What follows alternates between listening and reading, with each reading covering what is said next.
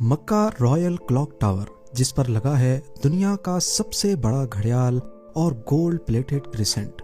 जब इस टावर की कंस्ट्रक्शन का काम चल रहा था तो सऊदी किंग की फरमाइश थी कि टावर के टॉप पर शीशे का एक ऐसा फसाद लगाया जाए जो दूर से देखने पर एक बहुत बड़े हीरे की तरह लगे, और इस हीरे के ऊपर होगा दुनिया का सबसे बड़ा क्रिसेंट, वो भी 24 कैरेट गोल्ड प्लेटेड। अब ये काम दुनिया में सिर्फ एक ही कंपनी कर सकती थी, मशहूर जर्मन कंपनी रीवा GmbH। पर यहाँ पर हीरे जैसे फसाद को बनाना या फिर क्रिसेंट पर सोने की लेयर चढ़ाने से भी एक बड़ा मसला था। वो ये कि रीवा कंपनी के इंजीनियर्स और उसका मालिक नॉन मुस्लिम थे, और ये बात तो आप सभी जानते हैं कि मक्का में एंट्री सिर्फ मुस्लिम्स को ही दी जाती है। रीवा कंपनी जिन्होंने ये प्रोजेक्ट ले तो लिया था, पर साइट पर फिजिकली काम करने के लिए सऊदी गवर्नमेंट का सख्त कानून है कि सिर्फ मुस्लिम्स को ही एंट्री दी जाएगी। इस मसले का आखिर क्या हल निकाला गया?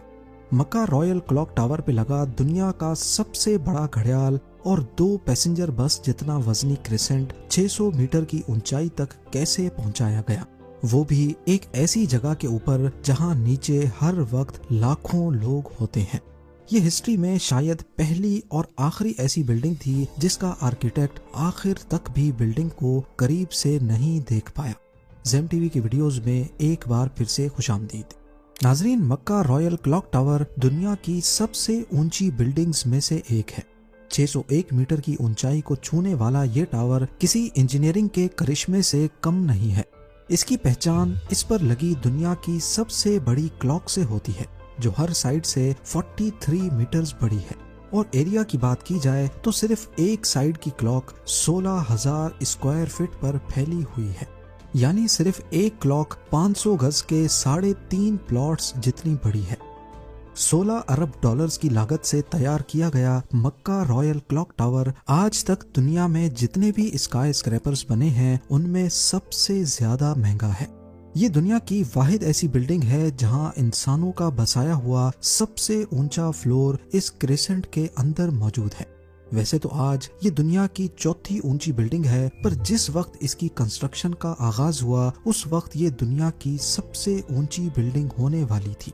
पर जब इसकी 600 मीटर की ऊंचाई का प्लान लीक हुआ तो दुबई ने बुर्ज खलीफा की हाइट को मजीद बढ़ा करके रिकॉर्ड अपने नाम कर लिया। ये टावर कॉम्प्लेक्स के 7 स्काई स्क्रैपर्स होटल्स में से एक है, जिसको दुनिया की सबसे बड़ी मस्जिद अल हरम से सिर्फ 300 मीटर के फासले पर बनाया गया है। लेकिन क्या आप जानते हैं कि 2002 से पहले इसी जगह पर अजियाद का किला हुआ करता था। ये किला ऑटोमन एम्पायर के दौर में ईयर 1780 में काबा की प्रोटेक्शन के लिए बनाया गया था। मक्का सऊदी अरब का एक मुकद्दस शहर है जहां पूरी दुनिया से लाखों मुसलमान हज करने आते हैं, लेकिन हज के महीने के अलावा भी मस्जिद अल हरम में 24 घंटे भीड़ का समा होता है।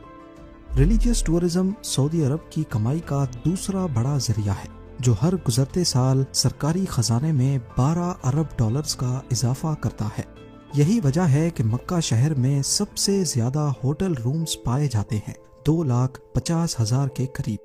1,54,000 रूम्स के साथ दुबई का दूसरा नंबर, जबकि लॉस वेगस का 1,51,000 रूम्स के साथ तीसरा नंबर है। बढ़ती हुई डिमांड को देखते हुए और जायरीन की मुश्किलात को कम करने के लिए किंग अब्दुल अजीज ने अजियाद के किले को खत्म करके यहाँ एक कॉम्प्लेक्स बनाने का इरादा किया। 2002 में किले को गिराया गया और जिस पहाड़ पर यह किला खड़ा था उसको भी लेवल किया गया। इस कॉम्प्लेक्स में टोटल 7 स्काई स्क्रैपर्स हैं, जिनका मकसद पहले सिर्फ होटल रूम्स की डिमांड को पूरा करना था, पर बाद में ये सोचा गया कि इनमें से एक टावर सिर्फ होटल ही नहीं बल्कि इससे भी बढ़कर होना चाहिए। लिहाजा एक आइडिया फ्लोट हुआ कि क्यों ना एक टावर को इतना ऊंचा किया जाए कि ये मस्जिद के मीनार के तौर पे भी काम करे। पर मसला ये था कि पहले जब इस टावर की ऊंचाई सिर्फ 450 मीटर प्लान की गई थी, उस वक्त इंजीनियर्स ने इसकी फाउंडेशन भी उसी हिसाब से बनाई थी, और जब 450 मीटर का स्ट्रक्चर खड़ा हो गया, बाद में इसे 600 मीटर तक लेके जाने का फैसला हुआ था। अगर इसी फाउंडेशन पर मजीद लोड डाला गया तो ये खतरे को दावत देने जैसा होगा। अभी इस मसले को सुलझाने पर गौर हो ही रहा था कि सऊदी किंग अब्दुल अजीज की तरफ से एक और फरमाइश आ गई। वो इसे सिर्फ मीनार नहीं बल्कि इस पर दुनिया का सबसे बड़ा घड़ियाल भी लगाना चाहते थे, जिसके ऊपर होगा एक बहुत बड़ा हीरा और सबसे टॉप पर एक गोल्ड प्लेटेड क्रेसेंट। इन डिमांड्स को पूरा करने के लिए इंजीनियर्स को टावर की फाउंडेशन पर दोबारा नजर दौड़ानी पड़ी।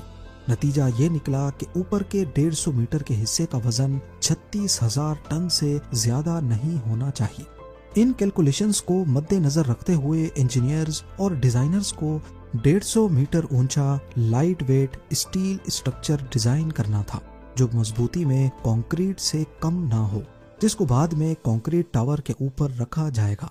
ये स्ट्रक्चर ऐसे डिजाइन किया गया कि ये अपना सारा लोड कंक्रीट टावर के ऊपर बराबर डिस्ट्रीब्यूट करेगा और फिर इस स्ट्रक्चर के इर्द गिर्द दुनिया का सबसे बड़ा घड़ियाल और क्रेसेंट लगाया जाएगा। ये स्टील स्ट्रक्चर बेशक क्लॉक टावर की ऊंचाई को 600 मीटर तक तो ले जाएगा, लेकिन इसको हल्के से हल्का रखने के लिए स्ट्रक्चर के अंदर जो फ्लोर्स बनाए गए वो नॉर्मल फ्लोर हाइट के मुकाबले में ज्यादा ऊंचे बनाए गए और फ्लोर्स का सेंटर बीच से हॉलो रखा गया। इस तरीके से इसमें स्टील की क्वांटिटी कम लगी और ऐसे इसका वेट भी कम हुआ। क्लॉक टावर के अंदर इस हॉलो जगह में आज आर्ट वर्क लटका हुआ देखा जाता है, पर असल में ये हॉलो फ्लोर्स बिल्डिंग का वजन कम करने के लिए बनाए गए थे। स्ट्रक्चर बनाने के बाद अब बारी थी इस पर दुनिया की सबसे बड़ी घड़ी बनाने की। इस काम को अंजाम देने के लिए जर्मनी की पैरट नामी कंपनी को सेलेक्ट किया गया, जिनको इस काम में 165 सालों का एक्सपीरियंस था। 450 मीटर की ऊंचाई पर दुनिया की सबसे बड़ी क्लॉक बनाना और इसे ऑपरेट करना कोई मामूली बात नहीं है। इस घड़ी के कांटे कितने बड़े होंगे, तेज हवा में इनको कैसे बचाना होगा और इतनी ऊंचाई पर ये क्लॉक काम कैसे करेगी, ये वो सब बातें थीं जिनका ख्याल रखना बहुत जरूरी था। इन सब में सबसे बड़ा चैलेंज इस घड़ियाल के कांटे थे। इनको ऐसे डिजाइन करना था कि ये तेज हवा में उखड़ ना पाए। इस घड़ियाल का बड़ा कांटा 23 मीटर जबकि छोटा कांटा 17 मीटर लंबा रखना था। यूं समझ लें कि बड़े कांटे को अगर सीधा खड़ा किया जाए तो ये ऊंचाई में 5 स्टोरी बिल्डिंग का मुकाबला कर सकता है। 600 मीटर की ऊंचाई पर हवाएं 200 किलोमीटर पर आवर से भी ज्यादा तेज चल सकती हैं, जो इस कांटे को बड़ी आसानी से उखाड़ सकती हैं। और ऊपर से टावर की चारों साइड्स पे अलग अलग घड़ियाल होंगे जो इस खतरे को और भी ज्यादा बढ़ा सकते हैं। पहले तो ये सोचा गया कि इन जायंट कांटों की टिप को एक पटरी नुमा रिंग से कनेक्ट किया जाएगा, लेकिन क्योंकि इस रेलिंग में मूविंग पार्ट्स बहुत ज्यादा होंगे तो ये खतरा भी जाहिर किया गया कि ये क्लॉक की मेंटेनेंस को बढ़ा देंगे। आखिरकार घड़ियाल के कांटों को स्पेशल कार्बन फाइबर मटेरियल से बनाने का फैसला किया गया, क्योंकि कार्बन फाइबर एक लाइट वेट मटेरियल है, लेकिन ये स्टील से भी ज्यादा मजबूत होता है। स्टील की कंप्रेशन स्ट्रेंथ यानी दबाव बर्दाश्त करने की सलाहियत ज्यादा होती है और वो प्रेशर पड़ने पर मुड़ सकता है, लेकिन कार्बन फाइबर प्रेशर पड़ने पर मुड़ता नहीं है। इसके अलावा स्टील में जंग लगने का खतरा भी होता है, जबकि कार्बन फाइबर पूरी तरह से रस्ट प्रूफ रहता है।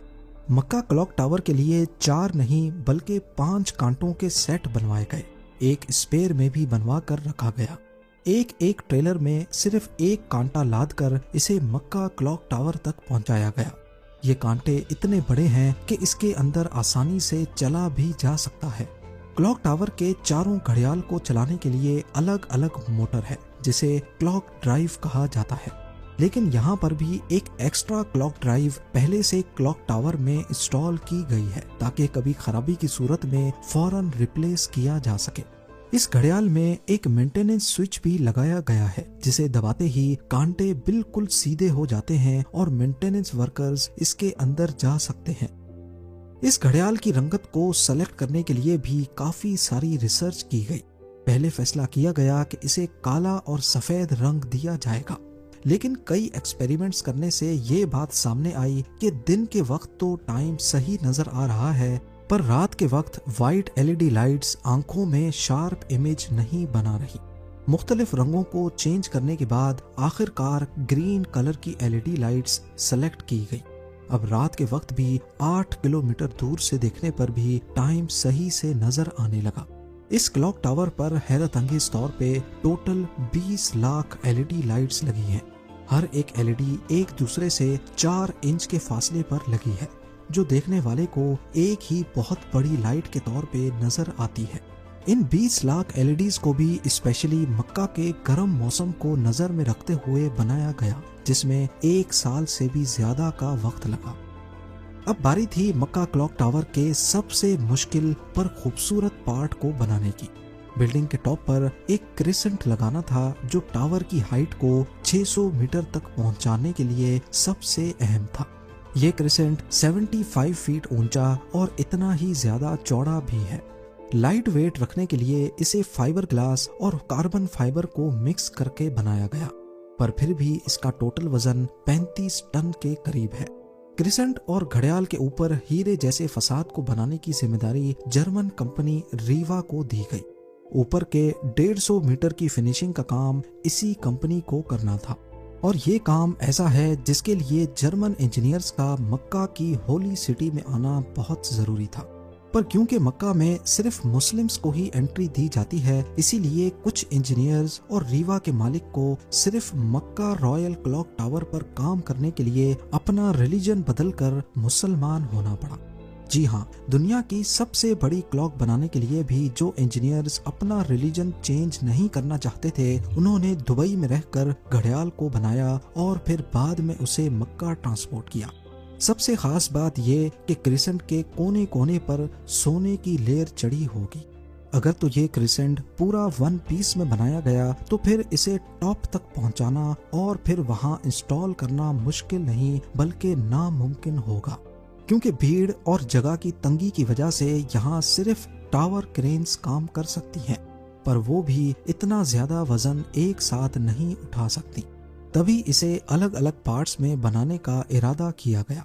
इस क्रिसेंट पर गोल्ड की लेयर चढ़ाने के लिए करीब 10 करोड़ मोज़ेक टाइल्स के पीसेस चिपकाए गए, जिन पर सोने की लेयर चढ़ी हुई थी। हर एक मोज़ेक टाइल्स को बारीकी से बनाया गया और फिर इनको 2 बाय 2 सेंटीमीटर्स के ब्लॉक में काटा गया। ये पूरा क्रिसेंट भी दुबई में तैयार किया गया और फिर फाइनल टच देने के बाद इसे मक्का भेजा गया।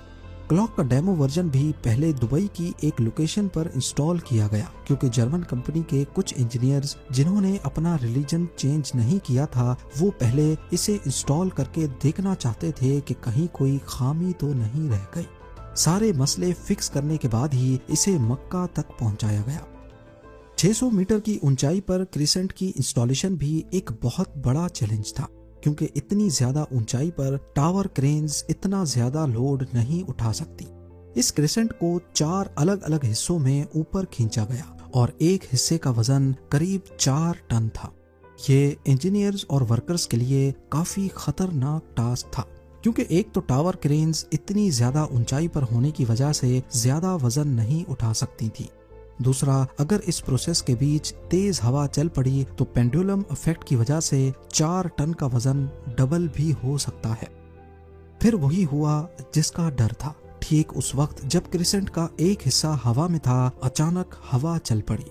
आखिरकार कुछ वर्कर्स ने इसे रस्सियों से पकड़कर हिलने से रोका और फिर इसे पोजीशन में लाकर फिक्स कर दिया गया। इस क्रिसेंट में टोटल 3 फ्लोर्स हैं, एक ऑफिस, एक मीटिंग रूम और एक मस्जिद, जो कि मैन मेड स्ट्रक्चर पर दुनिया की सबसे ऊंची मस्जिद है। आज ये क्रिसेंट मैन मेड स्ट्रक्चर पर इंसानों का सबसे ऊंचा बसाया गया फ्लोर भी है। बुर्ज खलीफा का सबसे ऊंचा ऑक्यूपाइड फ्लोर 585 मीटर्स पे है और शंघाई टावर का 583 मीटर्स। मक्का रॉयल क्लॉक टावर की कंस्ट्रक्शन 2002 में शुरू हुई और 9 साल तक चलने के बाद 2011 में कंप्लीट हुई। अपने पीक टाइम में इस पर 20,000 वर्कर्स एक साथ काम करते थे। इस पूरे कॉम्प्लेक्स में 11,116 रूम्स हैं, जबकि सिर्फ क्लॉक टावर अकेले में 1650 रूम्स। इस क्लॉक का वक्त एटॉमिक क्लॉक सिस्टम से कनेक्टेड है, जो इसे दुनिया की सबसे एक्यूरेट क्लॉक्स में शामिल करता है। क्लॉक टावर रात को 20 लाख एलईडी से रोशन होता है, जो 25 किलोमीटर दूर तक भी देखी जा सकती है। गुंटर श्नेल जो क्लॉक टावर के आर्किटेक्ट थे, जिन्होंने सारी बिल्डिंग को डिजाइन किया, वो इसे कभी भी करीब से नहीं देख पाए। आखिरकार जब टावर कंप्लीट हुआ तो उन्होंने मक्का की टेरिटरी के बाहर रहते हुए दूर से ही इसको देखकर वापस गाड़ी मोड़ ली। उम्मीद है ज़ेम टीवी की ये वीडियो भी आप लोग भरपूर लाइक और शेयर करेंगे। आप लोगों के प्यार भरे कमेंट्स का बेहद शुक्रिया। मिलते हैं अगली शानदार वीडियो में।